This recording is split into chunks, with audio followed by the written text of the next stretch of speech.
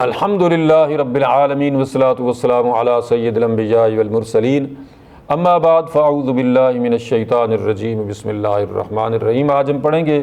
تراویح میں پڑھا جانے والا 27واں سپارہ، اس کا خلاصہ۔ ارشاد باری تعالیٰ ہے قال فما خطبکم ایھا المرسلون۔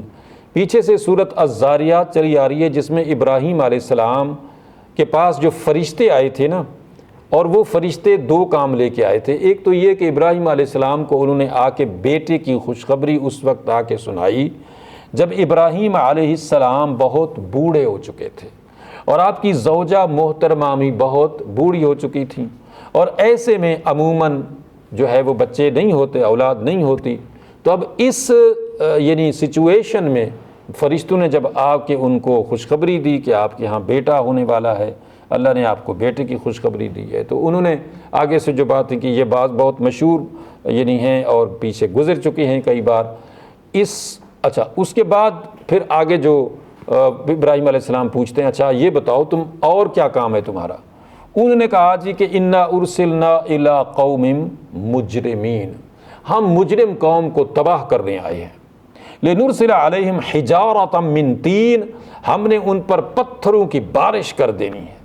مصومۃ عند ربک للمسرفین، اور وہ پتھر جو ان پر گرنے ہیں نا، وہ نامزد ہو چکے ہیں کہ کون سا پتھر کس پر گرنا ہے، کہ یہ جو ظالم لوگ ہیں اور یہ جو اللہ کے نافرمان لوگ ہیں، اب ان کا جو ہے مزید ان کو ٹائم جو ہے وہ نہیں دیا جا رہا ہے۔ اب ان کی فصل زندگی کی پک چکی ہے، اور اب ان کو نشان عبرت بنا دینا ہے۔ تو فَأَخْرَجْنَا مَنْ كَانَ فِيهَا مِنَ الْمُؤْمِنِينَ، ہاں ان میں سے جو نیک لوگ تھے، مومن تھے، ان کو ہم نے چن لیا ہے، نکال لیا ہے۔ فَمَا وَجَدْنَا فِيهَا غَيْرَ بَيْتٍ مِّنَ الْمُسْلِمِينَ، اور اس میں کوئی زیادہ مسلمان تو تھے نہیں۔ اس میں ایک گھر تھا لوط علیہ السلام کا، اس کی بیٹیاں تھیں، اور باقی تو جو ہیں وہ سارے اسی طرح سے کفر میں۔ اس سے یہ بھی پتہ چلا کہ اللہ کے نبیوں نے اپنی طرف سے یقیناً بہت کوشش کی ہوگی اتنا طویل عرصہ، لیکن ایک گھر کے سوا بقایا جو ہے وہ سارے لوگ اسی طرح سے فاسق، فاجر، کافر، مشرک اور نافرمان رہے، اور انہوں نے برباد ہونا گوارا کر لیا۔ اللہ کے نبی کی اتنی خوبصورت سیرت دیکھ کر بھی ان کو سمجھ نہیں آئی، اور وہ سنورے نہیں، وہ لواطت پہ، مردوں کے ساتھ بدفعلی پہ اڑے رہے۔ حالانکہ انسانی فطرت بھی اس کو گوارا نہیں کرتی ہے، لیکن ان لوگوں نے اللہ کے نبی کی اس بات کو پسند نہیں چنا۔ آج بھی یہی کچھ ہے، آج بھی لوگ اس چیز کو انٹرنیشنلی جو ہے یہ لواطت کو، مردوں کا مردوں کے ساتھ، عورتوں کا عورتوں کے ساتھ جو معاملہ ہے، اس کو جو ہے وہ لیگلائز بلکہ کئی ملکوں نے کر بھی دیا ہے، اور باقی جو ہیں وہ مسلمانوں میں بھی ایسے بدبخت ہیں جو اس کو جو ہے وہ اچھا سمجھتے ہیں۔ تو یہ جب صورتحال ہو جاتی ہے تو اللہ کا عذاب آ جاتا ہے، اور اللہ کا عذاب ضروری نہیں ہے کہ اس وقت آتا ہے کہ جی صرف ایک گھر ہوگا، تو نہیں، بلکہ حدیث میں آتا ہے کہ اللہ کے فرشتے جب آتے ہیں کسی قوم کو، کسی گھر کو، کسی بستی کو، کسی شہر کو برباد کرنے کے لیے اس کی برائیوں کی وجہ سے، تو وہاں پہ کوئی اللہ کا نیک بندہ ہر وقت اللہ کی یاد میں لگا ہوتا ہے، تو فرشتے عرض کرتے ہیں کہ پروردگار یہاں تو تیرا ایک ایسا بندہ بھی نیک موجود ہے جو ہر وقت تیری یاد میں لگا رہتا ہے، تو کیا اس کو بھی ان کے اندر تباہ کر دینا ہے؟ اللہ فرماتا ہے کہ عذاب کی ابتدا اس نیک بندے سے کرو، کیونکہ اس نے اپنی تو فکر کی، ان کی فکر نہیں کی۔ اس بندے کو یہ غیرت نہیں آئی کہ یہ قوم کے جو لوگ ہیں یہ اللہ کی نافرمانی کر رہے ہیں، ان کو کم از کم اللہ کے عذاب سے ہی ڈرا دوں، ان کو کم از کم اللہ کے عذاب کی وارننگ ہی دے دوں، مانے نہ مانے چلو وہ دوسری بات ہے، بٹ اس نے ان کو کہا بھی نہیں، اس نے ان کو روکا بھی نہیں اللہ کی اس معاملے میں کہ اس کو کم از کم یہ تو فکر ہوتا کہ یہ اللہ کی نافرمانی کر رہے ہیں، اور وہ ان کو جا کے وارننگ دیتا۔ سورۃ طور کے اندر اللہ رب العزت نے مومنین کو جو اللہ رب العزت نے خاص نعمتوں سے نوازا ہے ان کا تذکرہ ہے، کہ ان المتقین فی جنات و نعیم فاکہین بما آتاہم ربہم ووقاہم ربہم عذاب الجحیم کلوا واشربوا ہنیئا بما کنتم تعملون متکئین علی سرر مصفوفہ وزوجناہم بحور عین والذین آمنوا واتبعتہم ذریتہم بایمان الحقنا بہم ذریتہم، کہ جو متقی لوگ ہیں وہ جنت میں نعمتوں سے لبریز مقام میں ہوں گے، اور اللہ نے ان کو عذاب جہنم سے بچا لیا۔ ان سے کہا جائے گا کہ کھاؤ پیو عیش اڑاؤ ان اعمال کے بدلے میں جو تم کرتے تھے، بما کنتم تعملون۔ اس کا مطلب یہ ہے کہ نیکیاں کریں گے تو جنت میں جائیں گے، یہ نہیں ہے کہ محض بس دعویٰ کر لیا، نماز روزہ حج زکوٰۃ چھوڑ دی، جھوٹ بولا، زنا کیا، جو مرضی ہے کیا، اس طرح سے جنت نہیں ملنے والی ہے۔ اور پھر فرمایا کہ متکئین علی سرر مصفوفہ، یہ لوگ تکیہ لگائے بیٹھے ہوں گے جنت کے اندر آمنے سامنے مسیریوں کے اوپر، اور ہم نے ان کو خوبصورت حوروں کے ساتھ بیاہ دیا ہے، یعنی ان کو خوبصورت حوریں جو ہیں وہ بیویوں کے طور پہ دی ہیں، اور ان کو ان کے رشتہ داروں کے ساتھ وہاں پہ ملا دیا ہے۔ اور وما التناہم من عملہم من شیء کل امرئ بما کسب رہین، یعنی اگر کوئی نیک لوگ رشتہ داروں میں سے اپر خانے میں ہیں، اعلیٰ درجے میں جنت کے ہیں، تو جو کم درجے والے یعنی جنت میں ہیں رشتہ دار، ان کو ان اوپر والوں سے ملا دیا جائے گا۔ یہ اللہ کی طرف سے خصوصی یعنی انعام ہوگا، اور اس لیے فرمایا وما التناہم من عملہم من شیء، ان اوپر والوں کے کسی عمل میں کمی نہیں کی جائے گی کہ چلو ان کے کچھ اعمال کم کر دیے جائیں یا ان کا درجہ نہیں، ان کا درجہ نہیں کم ہوگا، ان کا درجہ اتنا ہی رہے گا، ان کو الگ سے ان کے رشتہ داروں کو ان کے ساتھ جو ہے وہ ملا دیا جائے گا کہ چلو یہ والدین رشتہ دار اور یہ اور وہ جو بھی ہوتے ہیں، لیکن اس کے لیے ایمان اور عمل صالح شرط ہے۔ سورۃ النجم میں اللہ رب العزت نے نبی کریم صلی اللہ علیہ وسلم کا وہ مشہور واقعہ معراج بیان فرمایا ہے۔ اس میں جو ہے بنفس نفیس اللہ رب العزت کا دیکھنا، اس میں اکثر جو مفسرین ہیں وہی مراد لیا گیا ہے۔ کئی مفسرین نے اس سے مراد جبریل علیہ السلام سے ملاقات لی ہے، لیکن اکثر مفسرین نے یہ منطقی عقلی جواب دیا ہے کہ اگر صرف جبریل کو دیکھنا ہی کوئی اتنی بڑی بات ہوتی تو اس کو اتنی آیات میں اتنے طریقے سے بیان کرنے کا کوئی وہ تو نہیں تھا۔ تو اس کا مطلب یہ ہے کہ یہ ملاقات اللہ سے تھی، تب جا کے اللہ رب العزت نے اس کو اس بڑے پیمانے پہ اس کا یعنی تذکرہ فرمایا ہے۔ یہی وجہ ہے کہ یہ ملاقات جبریل سے نہیں اللہ سے تھی، یعنی معراج کا جو واقعہ ہے اس کو بھی اس صورت کے اندر شروع میں بیان کیا گیا ہے۔ اور اس کے بعد فرمایا کہ اللہ کے جو نیک بندے ہوتے ہیں نا، وہ ہمیشہ اپنے آپ کو کبیرہ گناہوں سے بچاتے ہیں، اور چھوٹے گناہ اگر ان سے ہو بھی جاتے ہیں تو اللہ تعالیٰ ان پر رحم کر دیتا ہے اور ان کے صغیرہ گناہ معاف کر دیتا ہے۔ ویسے بھی قرآن مجید میں اس سے پیچھے ہم پڑھ چکے ہیں کہ ان تجتنبوا کبائر ما تنہون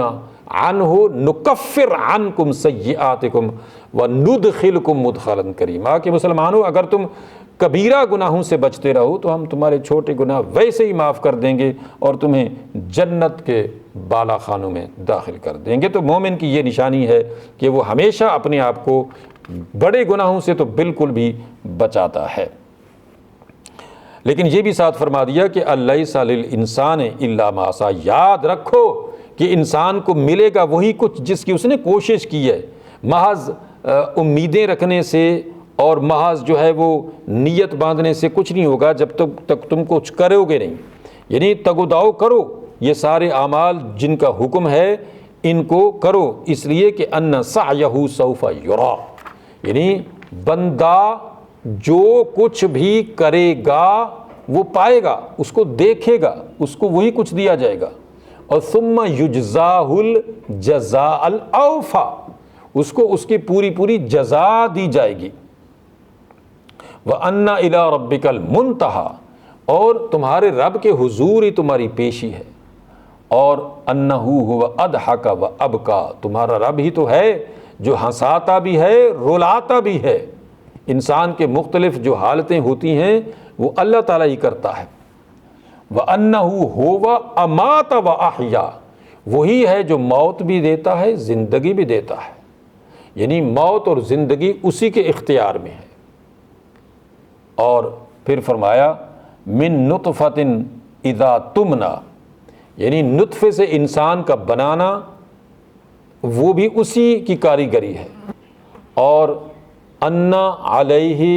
النشأۃ الاخری، یہ دوبارہ انسان کا بنانا بھی اسی کے اختیار میں ہے۔ وَأَنَّهُ هُوَ أَغْنَى وَأَقْنَى، وہی دولت مند کرتا ہے اور وہی یعنی غربت دیتا ہے یا افلاس یا یعنی مال کی کمی بیشی بھی اسی کے اختیار میں ہے۔ اور پھر سورۃ القمر کے شروع میں اللہ رب العزت نے نبی کریم صلی اللہ علیہ وسلم کے اس مشہور معجزے کا ذکر فرمایا جو اللہ نے آپ کو دیا تھا کہ اقتربت الساعۃ وانشق القمر، یعنی چاند جو ہے وہ دو ٹکڑے ہو گیا اور قیامت قریب آ گئی۔ تو قیامت کے قرب میں کا ایک نشانی یہ بھی ہے کہ لوگوں نے اللہ کے آخری نبی سے چاند کے دو ٹکڑے ہوتے ہوئے دیکھے۔ تو یہ اتنا بڑا معجزہ دیکھ کے بھی لوگ ایمان نہیں لائے، انہوں نے کہا جی لو اتنا بڑا جادوگر کہ اس کا جادو تو چاند پہ بھی چل جاتا ہے۔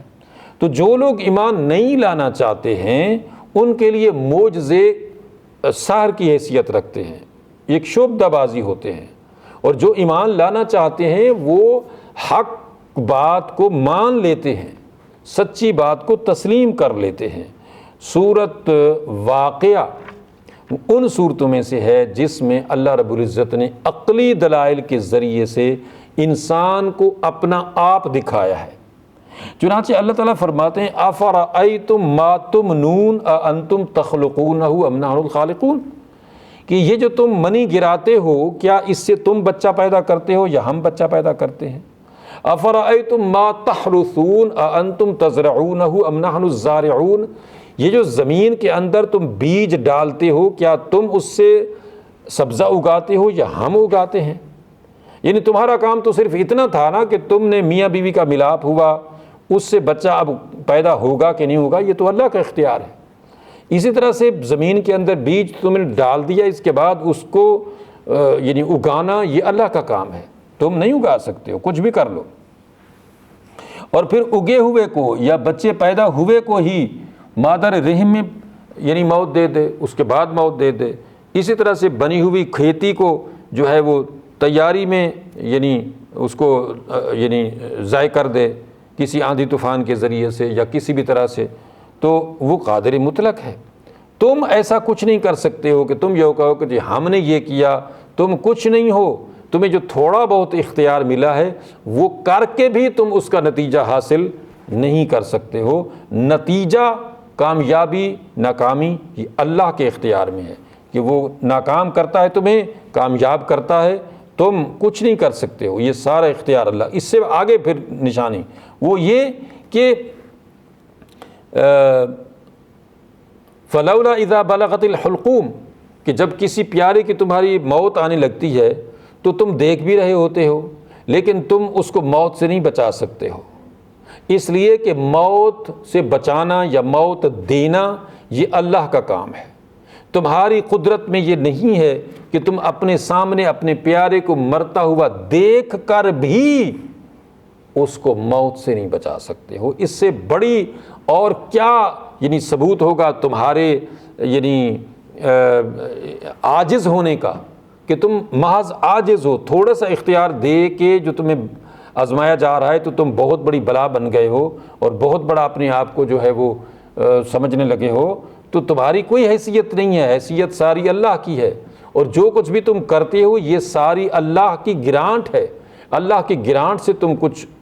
جو کچھ بھی اچھا یا برا کر رہے ہو۔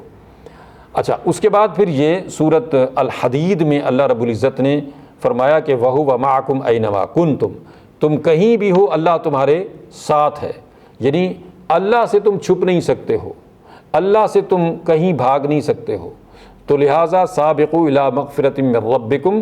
اللہ کی طرف دوڑو، اللہ کو راضی کرو، اللہ سے مغفرت طلب کرو، اس جنت کے لیے دوڑ دھوپ کرو، عرضها کعرض السماء والارض، کہ جس کا عرض اتنا ہے جتنا آسمان اور زمین، یہ اللہ تعالیٰ نے اپنے مومن بندوں کے لیے تیار کر رکھی ہے۔ اللہ تعالیٰ سمجھنے عمل کرنے کی توفیق عطا فرمائے۔ وآخر دعوانا ان الحمد للہ رب العالمین۔